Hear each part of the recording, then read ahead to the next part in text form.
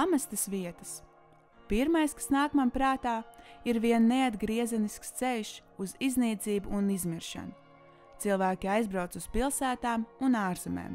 Savas viensētas, ražotnes, nepabeigtos projektus atstājot vien laika zobam un cilvēkiem, gan vietējiem, gan garām braucējiem, gan tādiem, kas spēj novērtēt atstāto mantojumu, gan arī tādiem, ko tautā saucam par vandāļiem. Šādas vietas ir visur. Arī es dzīvoju netālu no Kautsmīnas un Bortsmīnas mūžām. Šo pamesto vietu vēsturi es zinu. Vienā vietā bija slaveno saimnieču skola, savukārt otrā – tuberkulozes slimnīca. Bet interesanti stāsti viscaur mūsu zemē, un es vēlos iepazīt Latvijas pamestās vietas tuvāk un arī to vēsturi. Kad šī vieta ir pamesta, kādu apstākļu ietekmē, kam bija jānotiek, lai to visu atstātu? Vēsture atbild uz šiem jautājumiem, bet atbildes ir jāmeklē pašam. Šobrīd pamestu vietu netrūkst, bet cik interesanti padomāt, kā tās izskatījušās agrāk. Kā agrāk cilvēki ir gājuši uz ikdienišķo darbu rūpnīcās, kas tagad guļ pamestas, kā baroneses un baroni mūžās griezušies dejās un kā viensētās notikušas ģimeņu dzīves. Tagad šīs vietas izskatās nevienam nevajadzīgas, bet, lai Instagramam uztaisītu bildi, daudziem noderīgas. Pamestās vietas iemirdzēties liks daudzām acīm.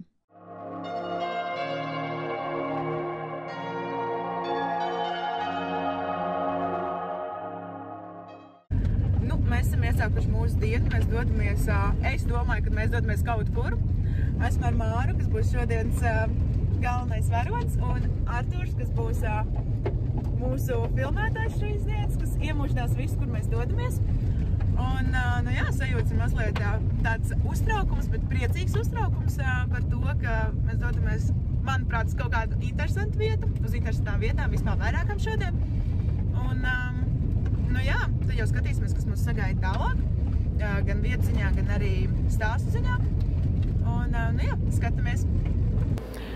Šodien esmu kopā ar Māru Šilovu, kura, man gribētos teikt, ir mūsu šīs dienas gids. Bet, Māra, es arī gribētu zināt kaut ko par tevi. Kas tu esi, ar ko tu nodarbojies un kā tevi saista tieši pamestās ēkas? Jā, esmu Māra un, principā, pamestās ēkas ir saistīts, iepīts visā manā dzīvē kaut kur pa bišķītim. Jo es uzaugu ļoti netālu no vietas, kur mēs šobrīd atrodamies, un tas man ir tāds, tas vienmēr ir bijis kaut kur blakus. Mēs šogad izveidojām definīciju, pagājušajā gadā, pamesteņu turismu un apkopējam informāciju par to, kas tas vispār tāds ir, par brīnumu, bet par mani, man patīk ceļot, pabeidz Vidzemes augstskolas maģistratūru šogad, jā, un tā kaut kur blandos pa pasauli apkārt. Kas tad īsti ir pamesteņu un pamesteņu turisms? Pamestenis ir jaunvārds, teiksim, tāpat kā pamesteņu turisms. Pamestenis ir pamesta ēka, ko kādam ir interese apskatīt. Un pamesteņu turisms ir pamestu ēku, vietu, apskate, izpēte, dokumentēšana. Pamestenim var būt īpašnieks, bet tas kļūst par pamesteni tad, kad īpašnieks par ēku vairs nerūpējas un atļautē dzīvot savu dzīvi. Savukārt pamesteņu turistam tas sniedz iespēju iztēloties to, kā šī vieta ir izskatījusies agrāk, ļaut vaļu savai fantāzijai.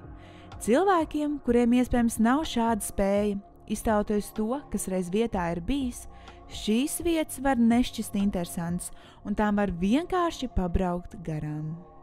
Tā, mēs tagad atrodamies Gatertā. Jā. Gatertā. Mēs bijām iepriekš arī kaut kur, man ļoti slikti atmiņas vārdiem, bet, tad mēs pastīsimies, te izskatās, ir mūža laikam bijusi pareizi, jā?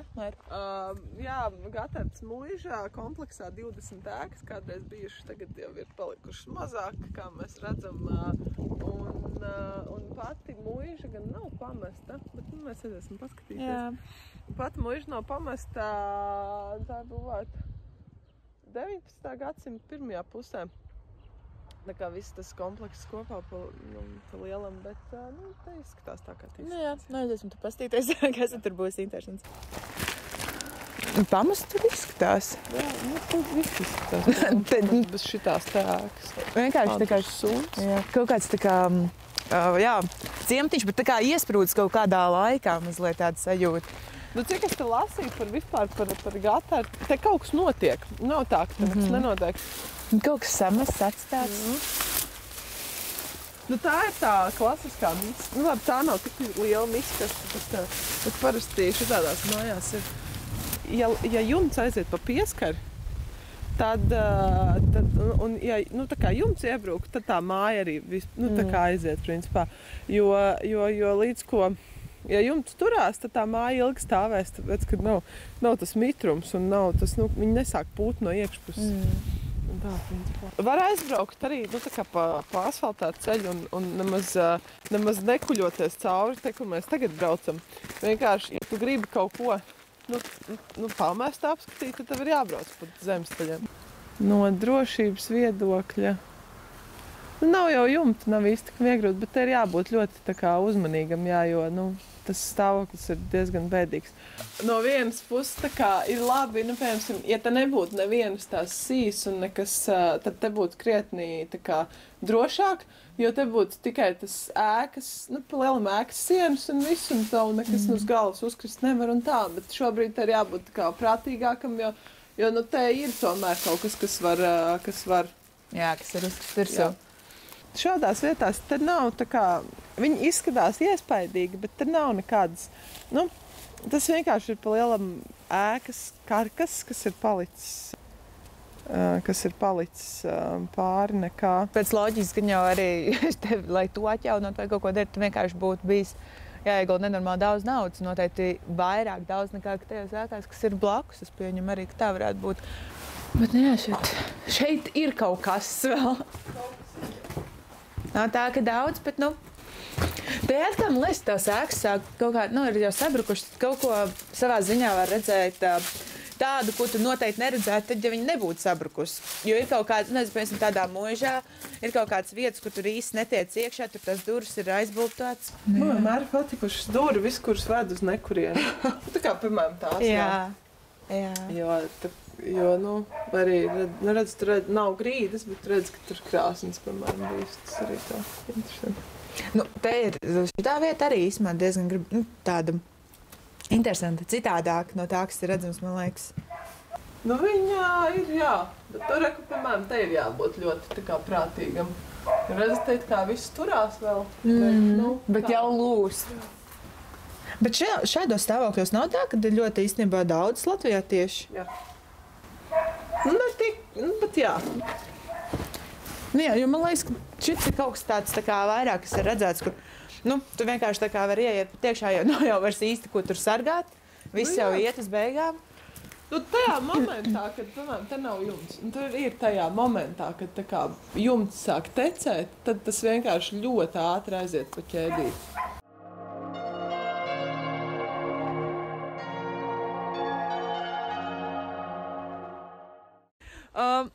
Šis laikam snētās tā kā gandrīz pēdējais punkts, un es jūtos ļoti patīkami pārsteigt, jo mēs atrodamies vietā, kur tika filmēti Līteņu līdumnieki, un man ļoti šeit vienmēr gribējās atbraukt, un Māra man ļoti patīkami pārsteidz ar to, kad beidzot.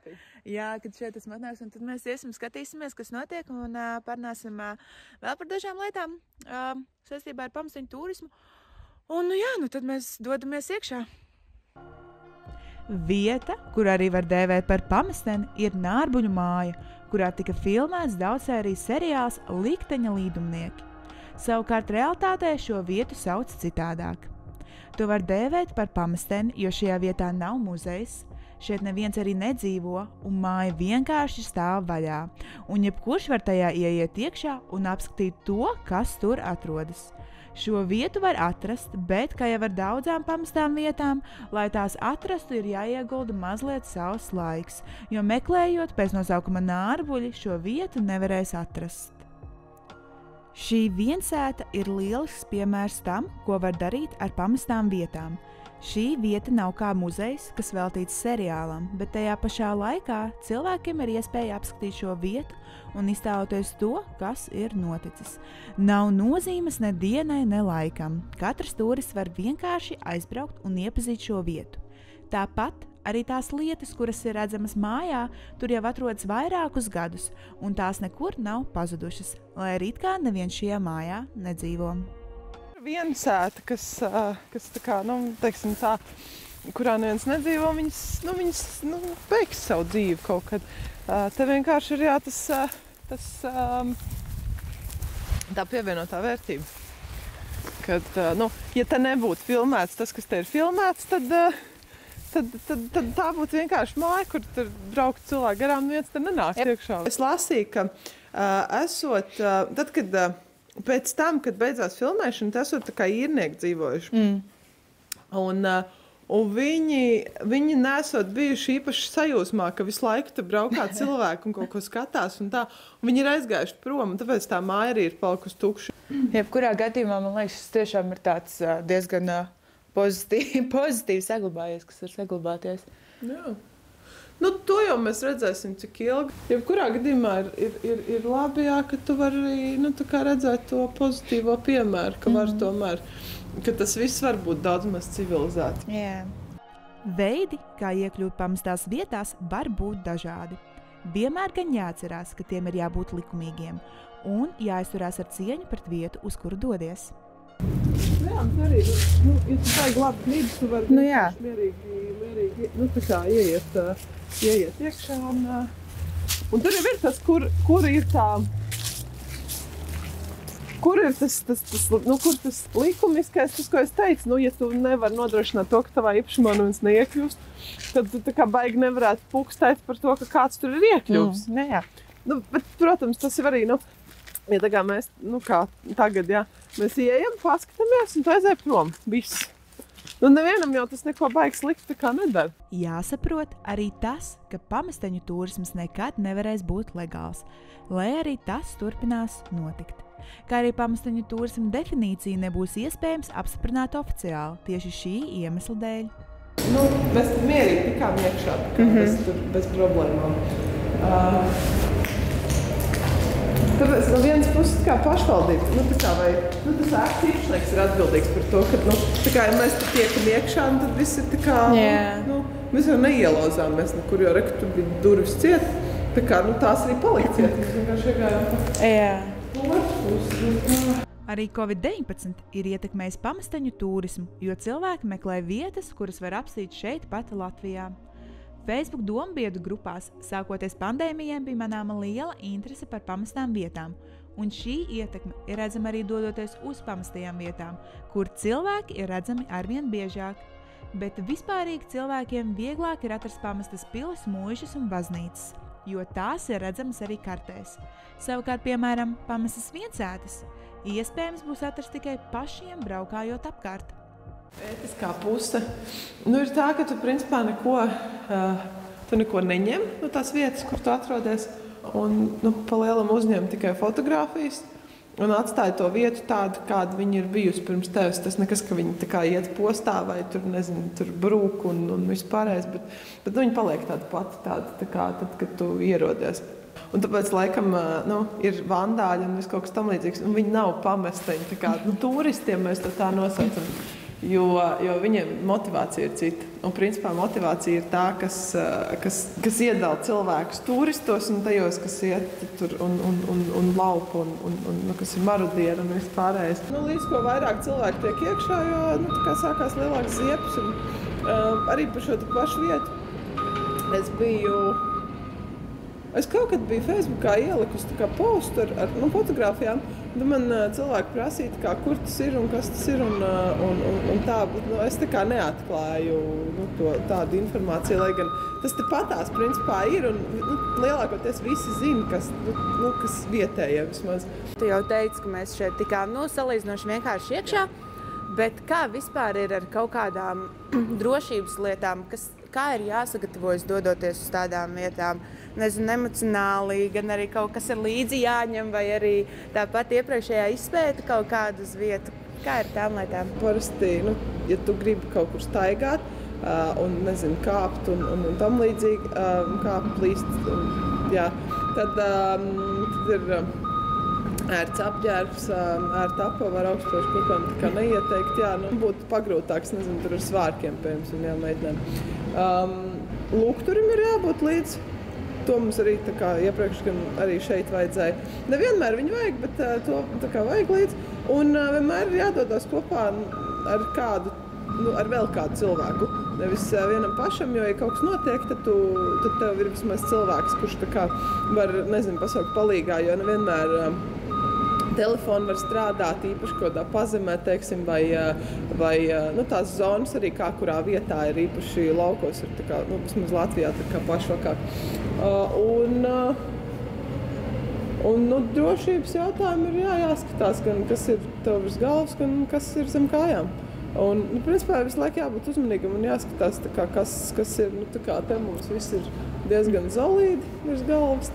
Bet pirms doties apskatīt kādu pamestu vietu, cik būtiski ir izpētīt vietu, uz kurienu taisies braukt, vai ir nepieciešams uzzināt kaut ko vairāk gan par vietas vēsturi, gan arī par tā šī brīža situāciju.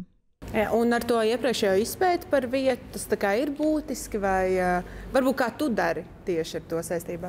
Es izpētu pēc tam, es no sākuma apskatos, un tad es redzu, šitas tur tā un šajā, un tad es pēc tam meklēju, kas tur ir bijis un tā, un tad man ir interesanti pēc tam vēl vienreiz doties šo vietu, jo, piemēram, šeit es jau esmu kaut 3, man liekas, 4. reizi. Tas ir atkarīgs no cilvēka, bet izpēt, jo tu gribēsi atrast vietu, kas ir tā kā mazāk postīta, teiksim tā. Jo viņi būs grūtāk atrast. Un principā, tur ir jāatrod tā kā pati vieta, bet ja tu jau esi atradis vietu, tad no tā, nezinu, teiksim, vēsturiskā aspekta vai kaut kā tam līdzīgi, tad tas ir individuāli. Māra stāsta to, ka tas ir atkarīgs no katra paša, cik cilvēkam ir liela interese uzzināt, ko vairāk par vietu, uz kuru viņš dodas. Par daudzām vietām situāciju jau var nojaust. Piemēram, pamestās viensētas visbiežāk kļūst par pamesteņiem, jo lielākoties seniori nomirst un neviens vairs šajās mājās neiet dzīvot. Mūžām atkal ir mazliet citādāks stāsts, un dažreiz to ir interesanti izpētīt, lai rastos priekšstats par vietu. Ja tā kā interesē vairāk, kā mēs runājām par to vēsturi vai kaut kas tam līdzīgs, tad ir visticamāk, ka šajā gadījumā jārunā ar cilvēkiem, kas tur ir strādājuši. Es nezinu. Gan jau, ka var arī tur kaut kādos arhīvos vai vēl atrast info par to, kas tur kurā stāvā ir atradies, bet vienmēr vispār vajag runāt ar vietējiem iedzīvotājiem, jo viņi zina visvairāk, kas kur vēl dzīvo, kas kur vēl nedzīvo, kāpēc, kas ir tā kā, kāpēc, principā tā. Mēs tātad esam apskatījuši vietu, un ko tad mēs darām, kad mēs ejam prom? Tad, kad mēs ejam prom, mēs visu atstājam tieši tāpat, kā tad, kad mēs ienācām. Tas ir punkts 1. Mēs ienācām, mēs atveram durvis, tad tagad mēs viņus arī aizvērsim. Tas nekas, ka viņas ir vaļā vai kaut kā tā. Bet mazliet tā, ar visu spēku. Bet, tāda, tad, kad mēs atbraucām, tā izskatījās, un tad aizejot prom, mēs atstājam tieši tāpatās, kā te bija. Teiksim, kas ir jāatcerās dodoties tātad, labi, mēs esam nodrošinājušies, neejam balvas kleitās, ejam zābakas drīzāk un ērti saģērbušies. Skatāmies, uz kurien ejam, tad arī noteikti kaut kā tāpat, izpēti saprotams arī, cik bīstam vieta un tā. Jā, tev ir jāskatās, tev ir jābūt tā, lai tev ir ērti, tev ir jāskatās, kas tev ir virs galvas, pa labi, pa kreisi, zem kājām, vienmēr zem kājām. Un, es vienkārši uzmanīgs. Un jāatcerās arī tas, ka neko neņemam, atstājam kā ir. Jā.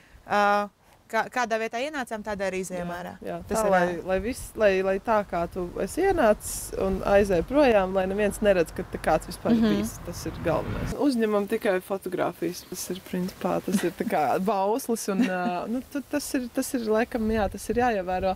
Un ar to, laikam, es teiktu, pamesteņu turists atšķirās no vandāļiem vispārējā, jo mēs neko bez fotogrāfijām neņemam līdzi, principā, jā.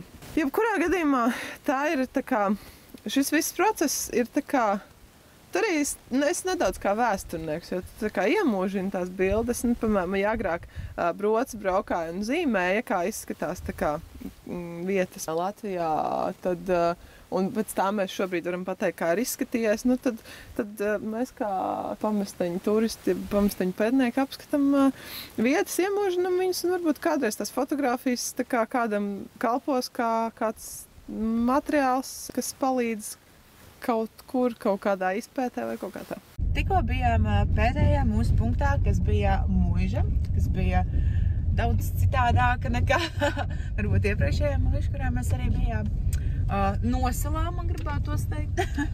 Nevar saprast, vai nosalām no baznīcas, kas bija vēl iepriekš, vai vienkārši ārā paliek augsts.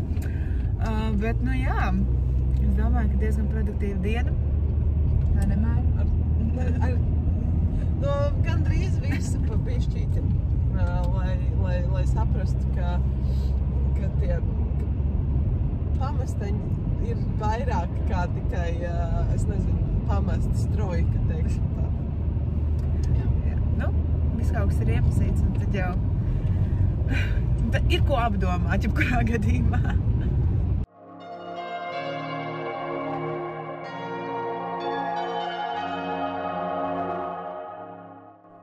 Lauku un mūžu ainās man visapkārt. Aiz muguras pieaug noieto kilometru skaits. Nu manas acis zib no viena stūra uz otru, meklēju kādu pamesteni, pie kā kādreiz atgriezties un par kuru uzzināt ko vairāk. Šādas vietas ir rikus stūri, aiz katra ceļa līkuma, pamestas baznīcas, viensētas, mūžas, daudz dzīvokļu ēkas, kā arī Padomju Savienības mantojums. Katram pamestenim ir savs stāsts. Pamesteņu vērtība paliek mazāk. Arvien vairāk cilvēkiem par tiem uzzinot, viesošanās pamesteņos kļūst biežāk. Tas nepaliek bez sekām. Kāds grib kaut ko izdomāt, kāds grib kaut ko paņemt līdzi, savukārt kāds izturās pret šo vietu ar cieņu. Šo vajadzētu saprast visiem. Uzņemt tikai fotogrāfijas un atstāt tikai pēdu nospiedumus. Tas ir pamesteņu turisma zelta likums. Un tā nav tikai ložņāšana, tā nedrīkst būt patvaļīga daudzīšanās. Tas ir atsevišķs turisma veids, un tie, kas to neprot novērtēt, lai atstāj tiem, kas pratīs. Tāpēc, atrodot labi saglabājušos vietu, ir svarīgi skaļi nestāstīt par to, lai pasargātu to no cilvēku pieplūduma.